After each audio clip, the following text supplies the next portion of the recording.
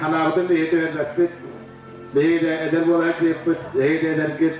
Onun kan bağırar, tollan tulpakka, verkattan çakaypakka, indibit yekki, anyan, indibit yekayandan, indibit yekkerella kanala, kurkum, çahadi verkattar bolutlarının kanala hacabıttan, ona bu bir priyatini, bugün teriyani kuyudan erettikten men görelim.